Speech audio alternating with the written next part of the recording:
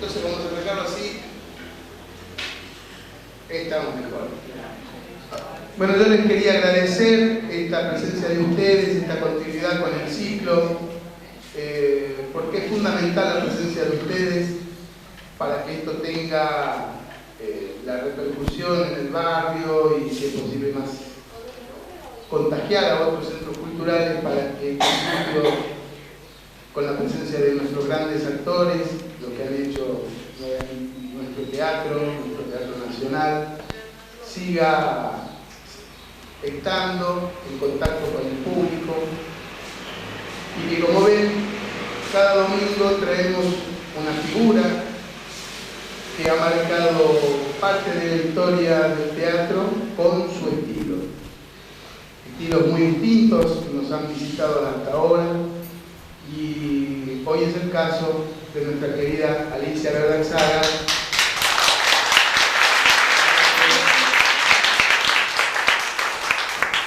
todos conocemos como una actriz de fuste que ha tenido una trayectoria que ahora trataremos de abrir y de que nos cuente un poco más, porque hay actores que tienen una vida muy pública en cuanto a que conocemos las anécdotas y los hacemos parte de nuestra familia, como es el caso de algunas de las figuras que trajimos. Hay otras que son actores que están en forma permanente en los escenarios, muchas veces oficiales, haciendo las grandes obras, esos textos importantísimos que felizmente lo llevan a cabo con la nobleza, con el talento, que nos dejan un rastro permanente a nosotros, a los que queremos continuar esa labor, y al público en general, pero que no conocemos todos esos otros detalles, que no necesariamente tienen que ser detalles familiares, pero son esas cuestiones que hacen a la vida del artista. Conocer, por ejemplo, cómo comenzaron, cómo se formaron, cómo llegaron y por qué eligieron o no eligieron estar en donde están. En ese caso, me gustaría hoy comenzar con Alicia, que ya nos ha visitado y nos ha brindado como una buena trabajadora del teatro poemas, y que dijo esta vez, pero bueno, yo voy a llevar poemas. Y yo le insistí, la gente también quiere saber algo de tu vida artística, de cómo llegamos a donde estamos. Entonces esta vez accede a este, yo no diría reportaje porque yo no sé, esta charla, como si fuera un café. Entonces te sentís realizada. Alicia, contanos por dónde comenzó tu historia. Alguna vez he contado que me veo comenzando esta historia vestida de ratón a los 6 años, sí, por ahí mi mamá me había hecho un traje de ratón y en la escuela yo hacía de ratoncito. Esa es una imagen que tengo, no sé por qué me quedó muy grabada, debe ser que la cola del ratón me molestaba en las piernas, no sé. Pero yo la comienzo ahí, la comienzo en mi escuela primaria, que siempre me hacían pasar el frente a leer. Antes se hacía eso, creo que no yo sola, sino que era general o común que el alumno leyera y en voz alta para los demás compañeros. Bueno, yo en todas esas clases, en todos esos actos del colegio, ahí estaba. Luego sentí la necesidad, hablo de mi niñez, ¿no? Hablo de, no sé, 12, 13 años, de meterme en cualquier lugar donde yo veía que enseñaban declamación. Texto que hoy he borrado de mi diccionario.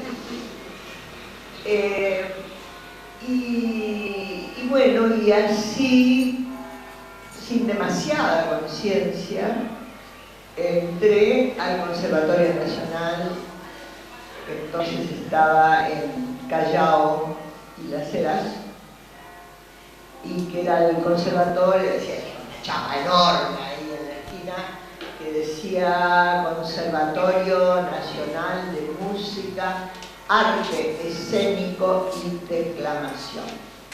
Bueno, yo seguí declamación,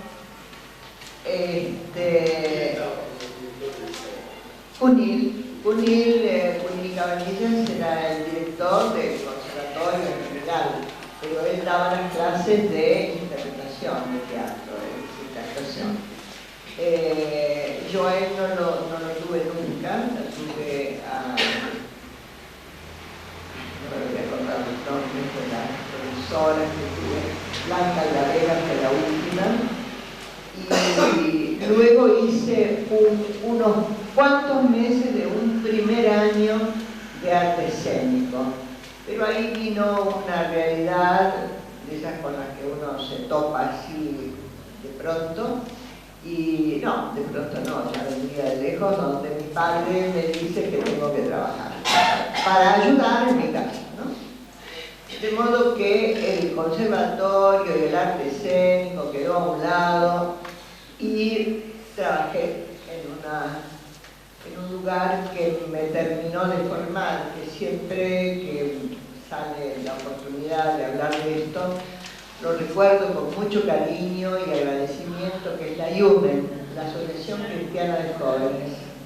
Yo ahí trabajé 12 años en la división menores, con niños de 9 a 14 años, que hoy se me aparecen ya hombres grandes, yo qué sé, pelados, gorditos, y me dicen, yo era su preferido, y yo no puedo recordar a ese niño de 12 años en esa envoltura de 60, porque no puedo.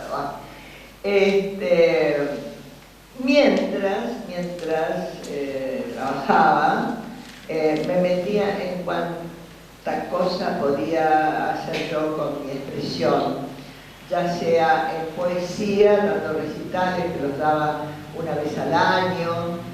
Yo me hacía los vestidos de tul con grandes escotes, y yo no sé cómo, cosas que hoy no las sé hacer.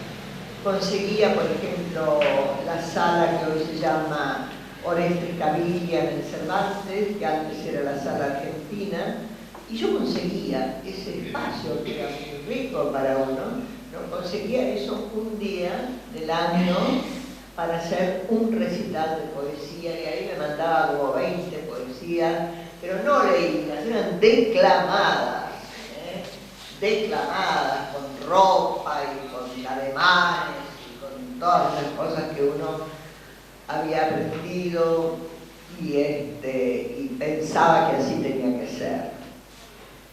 Mientras tanto seguía estudiando francés, me había olvidado en la Alianza Francesa, ahí hice teatro en francés,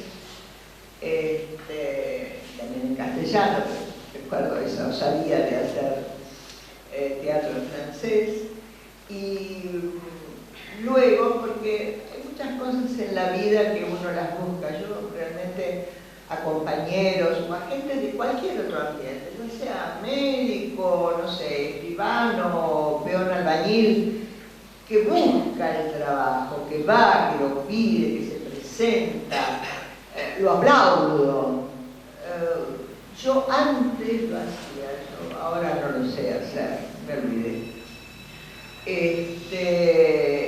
Y casualmente, yo empiezo a hacer teatro hace 50 años sin parar. Es decir, desde hace 50 años atrás, solo no hice teatro, hablo de teatro profesional, ¿no? Yo nunca estuve en teatro independiente, por ejemplo, no sé, ni es bueno ni es malo, yo nunca estuve en teatro independiente, no formé parte de ningún grupo de teatro independiente que fue tan importante para la formación, no solo de los actores, sino del público también, que empezaba a conocer las grandes obras, porque en el teatro comercial, bueno, estaba Canaro, o estaba teatro más del Boulevard, pero las grandes obras se daban en los teatros independientes. Lástima que hoy no esté con nosotros Alejandra Boero, quien fue una de las creadoras del teatro independiente, que duró muchos años, que formó muchos actores y que ella misma, como actriz y como directora, le dio tanto al público argentino, ¿no? Por lo menos al de Buenos Aires. ¿A dónde me fui? Te seguí. Para orientar. A ver. ¿De qué barrio eres? Palermo, donde vivo. O sea, que era donde te quedaba cerca el conservatorio. No era cerca de... Allá en la acera tenía que tomar un tranvía, que no sé cuál era, que me dejaba. Pero digamos, pertenecías a... Sí, claro, yo no estaba en Vicente López y el conservatorio estaba en Barracas, ¿no? ¿Y por qué te gustaba la poesía, la declamación? La pregunta va, uno siempre en la adolescencia lo estimula alguna figura, algún actor, digamos, ¿quién fue o quiénes? Fueron los libros de la biblioteca enorme que tenían, así lo recuerdo yo, que yo era una nena, y tenía un tío que vivía a la vuelta de mi casa, en la calle Soler, y que eran 5 hijos, y todos eran más grandes que yo, ya estaban todos en la escuela secundaria, y yo me sentaba ahí en el suelo, abría esa biblioteca que para mí en mi recuerdo es fantasmal, y ahí leía a Espronceda, a Garcilaso, tal vez sin entender un comino, pero era poesía, la forma era de la poesía. Ahí con esa, digamos, en ese lugar y con esos personajes que no eran tales, no eran que mis primos me decían vení a leer poesía, era yo que me metía a buscar esos libros. O sea que no es que tenías un émulo, no. alguna figura, sino que eran las propias poesías, las propias letras las que te provocaban a vos decirlo. O sea, te fuiste a estudiar cómo decirlo. No puedo decirlo. Sí, claro. ¿Cuál fue tu primera obra en francés?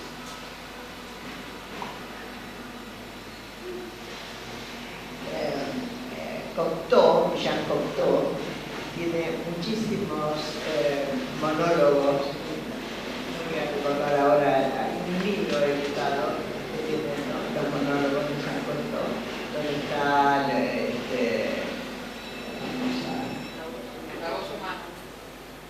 la voz humana, claro, la voz humana. Bueno, yo hacía uno que se llamaba Le Bel Indifférent, el bello indiferente.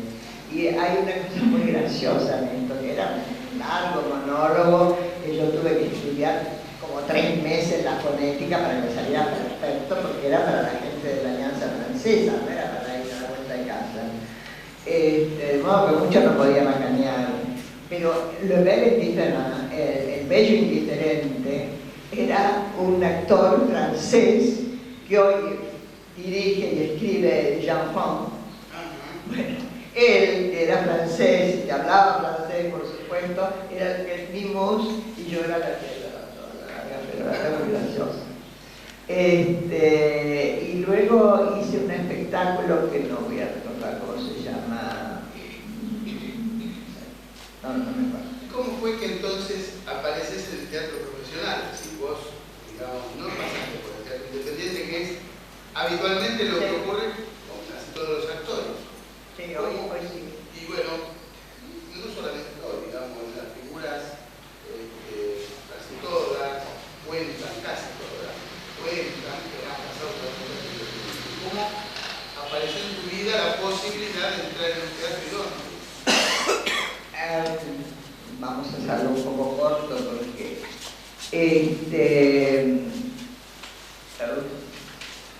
¿cómo? Voy a un ensayo de Yerma lo estaba ensayando alguien que muchos de ustedes recordarán, Eva Dongen. Eva Dongen había sido compañera mía en el conservatorio, habíamos continuado la amistad, había sido su cumpleaños en octubre, no sé el día, pero en octubre había sido, y yo le llevé un regalito de cumpleaños a un lugar donde ella estaba ensayando Yerma. Y ahí me tomaron de los pelos y me dijeron que yo iba a ser la muchacha segunda. Y yo le dije, mi papá no me deja hacer teatro. No, pero esto es solo los viernes y sábado y ya estamos ensayando y es un papel corto y lo hice. ¿Cómo? En la casa que en mi casa, no te puedo decir las palabras que decía mi papá porque eran muy feas. Más vale que lo recuerden en algún gesto lindo. Hice ese papelito pequeño en Yerma, eso fue en el año 54 al 55. Eva Dongen se va a trabajar ya en teatro profesional, con Narciso Ibáñez Menta, que entonces estaba acá, y el director, Mario Rola, el director que había dirigido Yerma, quiere hacer una nueva no versión, una nueva temporada con Yerma, porque había sido un éxito, era al aire libre, en el jardín de una casa en Belgrano, era hermoso lo que sucedía ahí, ¿no? Y bueno, y me propone hacer Yerma. Yo no lo pensé mucho y muy inconscientemente me puse a ensayar Yerma. Y seguía siendo un éxito, seguía yendo gente de la profesión a ver Yerma, porque bueno, porque sería la novia cuando dice hay que ver tal cosa porque es lo que vale en ese momento, bueno. Y es así como de pronto me llaman gente que yo no conocía, como José María Gutiérrez, que algunos de ustedes no recordarán, Osvaldo Bonet, que creo que estuvo en uno de tus encuentros, ¿no? Osvaldo Bonet, a quienes yo no conocía, pero ellos habían visto Yerma. Y entonces me comentan que Orestes Caviglia está formando la Comedia Nacional, que lo vaya a ver en el Teatro Hoy Vecina, en la Casa del Teatro. Él estaba tales días a tales horas. Entonces yo voy a verlo a este señor, que tampoco conocía, sino como director, como personalidad dentro del teatro. Y ¿ustedes alguna vez estuvieron frente a alguien y pensaron sobre ese alguien? Esta persona es la más alta, la más grande, la más inalcanzable para mí. Bueno, eso fue Orestes Caviglia para mí. Yo salí llorando de esa reunión, porque por supuesto no me dio ni 5 de bola. Y salí llorando por la calle Santa Fe. Y me encontré con un compañero, ¿qué te pasa? Yo le conté lo que me había pasado, pero bueno, me dio unos consejos, que yo tenía que dejar la oficina, que yo era una actriz, que yo qué sé cuándo, bueno, alguien que me quería. Y pasaron 2 o 3 meses y un día me llaman de parte de Motura, de Luis Motura, un director de teatro que en ese momento estaba haciendo Proceso Jesús, en un teatro que ya no está más, hoy es, creo que en Scala, en Santa Fe y Montevideo, por ahí. Y bueno, voy a una prueba porque había quedado libre un personaje que era el de la Magdalena. Y bueno, para hacerla corta, yo entro al teatro profesional en el año 56. En el año 56, haciendo digo profesional porque recibo por primera vez mi sueldo. Recibo mi sueldo y entonces como mi padre se llegaba todo esto siempre, cada vez que yo volvía de hacer yerma eran portazos, insultos, yo no sé. No, acá está, no hay. Me voy a vivir con mi tía Amelia, hasta por Flores, era en un pasaje que además y me río porque hace poco quise venir a recordar la casa, esas casas que hay acá en Flores, y ustedes son del barrio, de las casas, ¿cómo le llamaban? Del hipotecario, del banco hipotecario, que no es un barrio por beneficiar, no sé qué, bueno. Mi tía vivía en una de esas casas y el otro día con una amiga recordé la casa, la vi, está cambiada, pero esa era la puerta de la casa de ella.